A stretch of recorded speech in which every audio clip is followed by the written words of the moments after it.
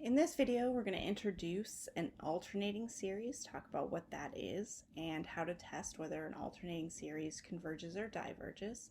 And we're also going to introduce the concept of absolute and conditional convergence. And we're going to look at how to get the approximate sum of a convergent alternating series and how to figure out what the error of that estimated sum is. So first, what's an alternating series? An alternating series is simply one that changes sign every term. So either you can start with a positive term. So we have this a sub k, which is how we get these terms, and we multiply that a sub k times -1 to the k sub 1. So if this number up here is an even number, then we're going to have a positive term, and if this number up here is an odd number, then we're going to have a negative term. That works for this also. This is also an alternating series. It's just one that starts with a negative term.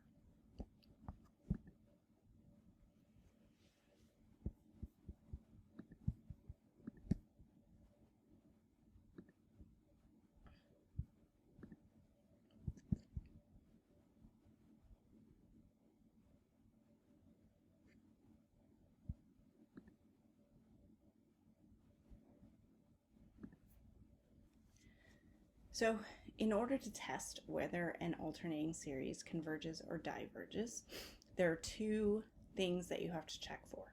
The first thing that you want to check for is take this a sub k, whatever that function is right there, and check to see that the limit as n approaches infinity of a sub n, so any term in there, a sub n term, equals 0.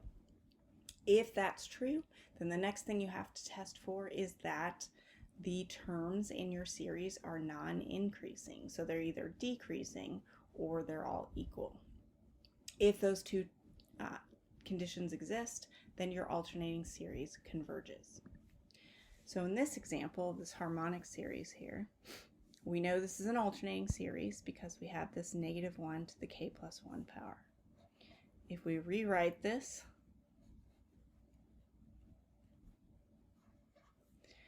as -1 to the k plus 1 power times 1 over k, this right here is our a sub k.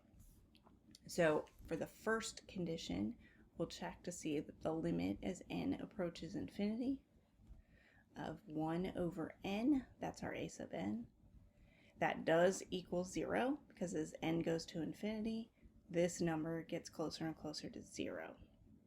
So our next part that we're checking for is it non-increasing?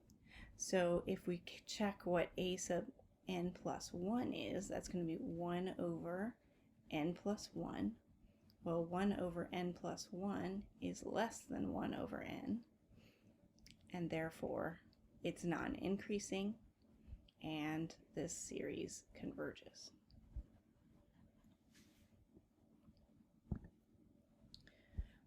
For this one, here's our a sub k right here. So we take the limit as n approaches infinity of 2n squared plus 9 over n squared plus 1. Well, that limit is infinity over infinity, so that doesn't tell us anything. But that means we can use L'Hopital's rule. So if I take the derivative of that, I get 4n over 2n, which is 2. That is not 0, so we don't even have to test for non-increasing. We know this series diverges. There are three ways, once you know that the limit as n approaches infinity of a sub n is 0, there are three ways to test for non-increasing. You can first use the algebraic difference test. So here, that's what we could do right here. If we subtract these two, if I take this one, 1 over n sub 1 minus 1 over n, I get -1, and so that is less than 0, and therefore that is a non-increasing series. Also, we can show that the ratio of a sub n plus 1 over a sub n is less than or equal to 1, and that shows non-increasing. And the final test is to use the derivative test. So you can take a related function of x, and you can show that the derivative of that is less than or equal to 0 for all x's. And if that's true, then that's a non-increasing function. So for this one, we are going to use the ratio test. So first, our a sub k is 1 over 2k factorial. So if we do the limit as n approaches infinity of 1 over 2n factorial, again, our bottom of this fraction is increasing, and therefore we're getting closer and closer to 0, so our limit is 0. And now we can check and use the ratio test to see if a sub n plus 1 over a sub n is less than or equal to 1. Well, a sub n plus 1 is 1 over 2 times n plus 1 factorial and 1 over 2n factorial. Well, instead of dividing by this fraction, we can multiply by the reciprocal, which gives us 2n factorial. If I multiply that 2 through, I get 2n plus 2 factorial. 2n plus 2 factorial is the same thing as 2n factorial times 2n plus 1 times 2n plus 2.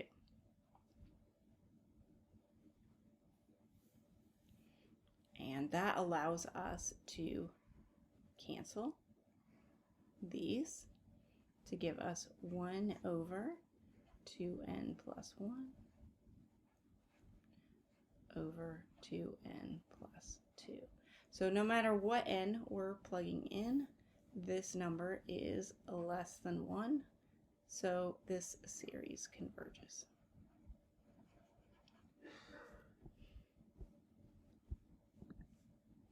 Now, you can get an estimate for a convergent alternate series, for the sum of a convergent alternate series, by using a partial sum.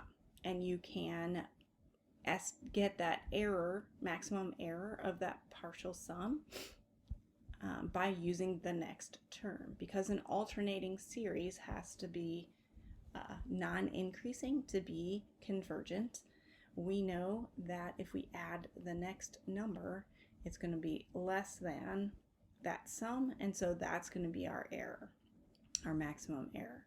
So for example, with this alternating series right here, we already showed that that is convergent. So if n equals 3, we can take s sub 3, we can add the first 3 terms of that to get this sum. Our maximum error is going to be the next term, 1/4 or 0.25. If we add the first 9 terms, we get this sum, and our maximum error will be the next term, 1 over 10, or 1/10. If we add the first 99 terms, we get this sum, and our error is going to be the next term, 1/100th. If we add the first 999 terms, our error is going to be the next term, 1/1000th. So our error is getting much, much smaller, and we're getting closer and closer to the actual sum by using those partial sums. So in this one, if we want our sum to have a maximum error of less than 1/10,000th, we have to figure out which term is the first term that is less than 1/10,000th, and that is this term right here. If you plug in 1 over 8 factorial, that's the first term.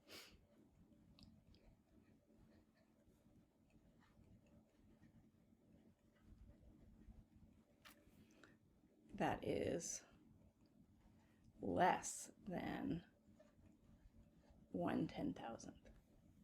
So we can use s sub 4 as our estimate. S sub 4 is 1 minus 1 over 2 factorial plus 1 over 4 factorial minus 1 over 6 factorial. Put that in your calculator and you get 389 over 720, which is approximately 0.54. So that's our estimate for the sum of this entire series, and we know that our error is the fifth term, 1 over 8 factorial, and that is less than 1/10,000th of an error. So absolute convergence, and a series is absolutely convergent if the absolute value of every term in that series added together converges. So we don't have to test the series, the alternating series itself, or any series. If the absolute value of all those terms converge, then we know that that original series is absolutely convergent. No matter what a sub k is, it's absolutely convergent. And if a series is absolutely convergent, then we can conclude that it is convergent. So if we take this one, that series is not an alternating series, but if we take the absolute value of every term in there,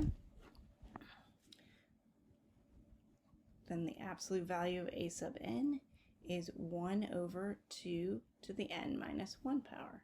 So here we have 2 to the 0 power, which is 1, 2 to the 2 minus 1, which is 2 to the 1, 2 to the 2 minus 2 power, and so on. And all of these would be positive. We would be adding those up. Well, that gives us this geometric series that we learned about in a previous section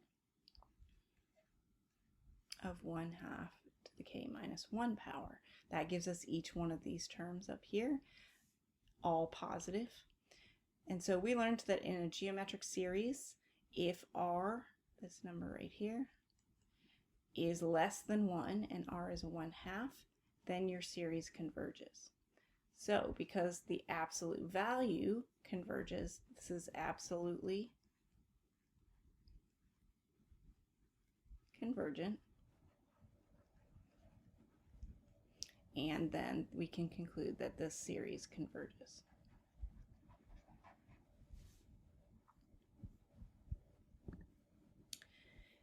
If a series is absolutely convergent, we said we can conclude that that series is convergent. But just because a series converges doesn't make it absolutely convergent. It could be what we call conditionally convergent. So in this example here, we're going to look at a conditional convergence. So here, if we do the absolute value test for absolute convergence, our a sub k is 1 over k to the p. And if we take the absolute value of that series, that just means all of them are going to be positive, so that 1 over k sub p. That's a power series.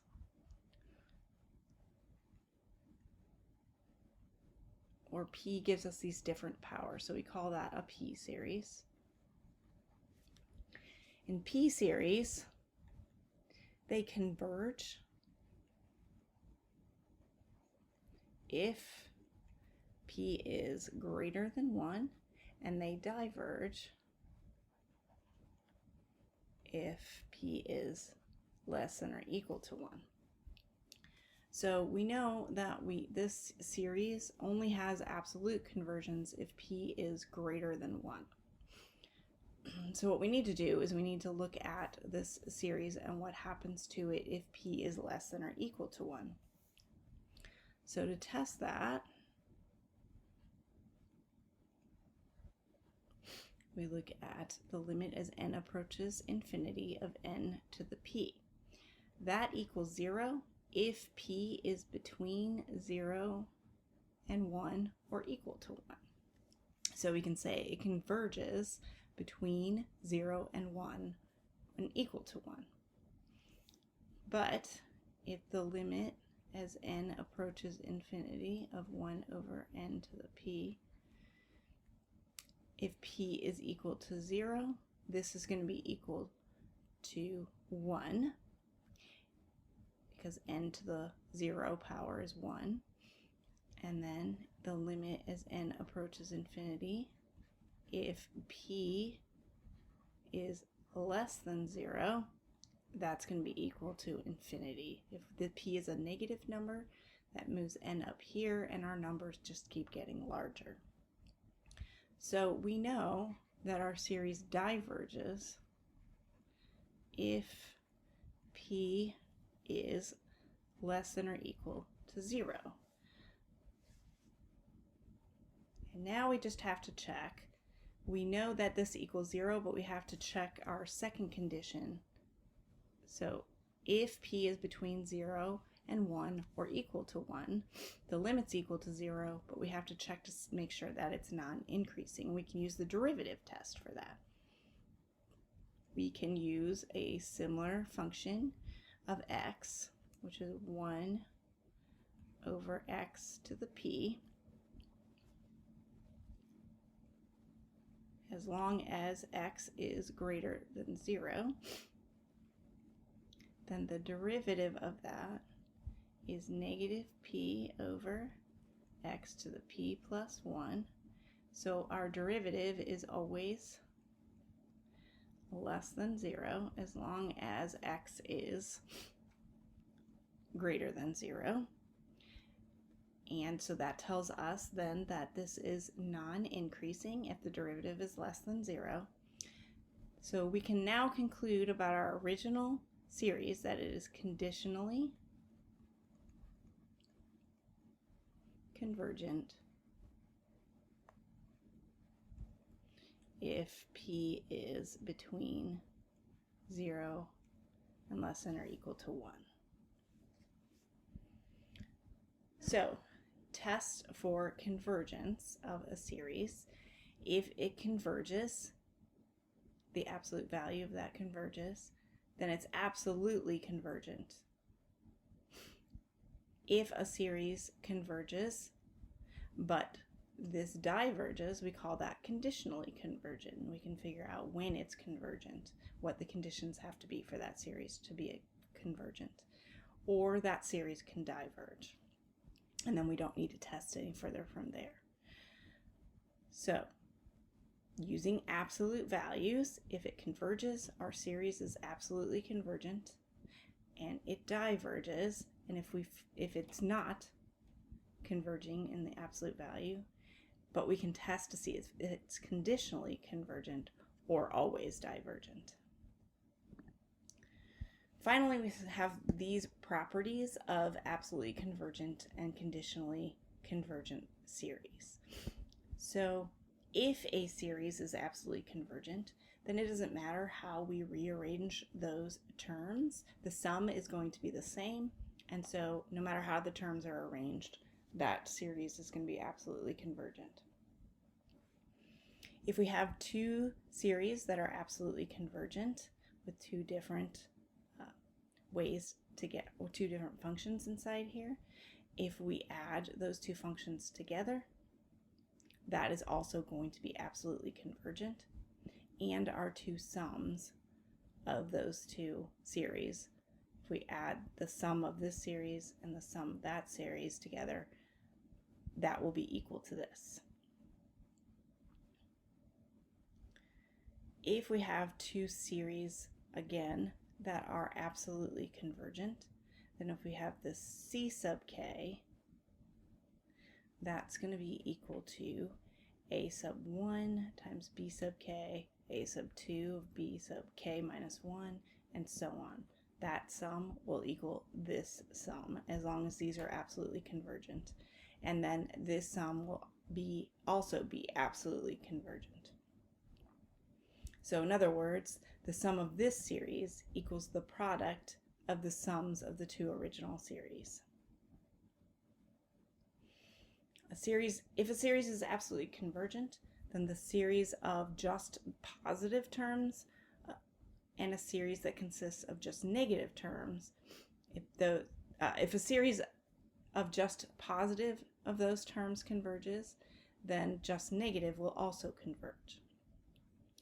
If a series is conditionally convergent, then if the series of just positive terms of that same series diverges, then the negative series will also diverge, negative term series.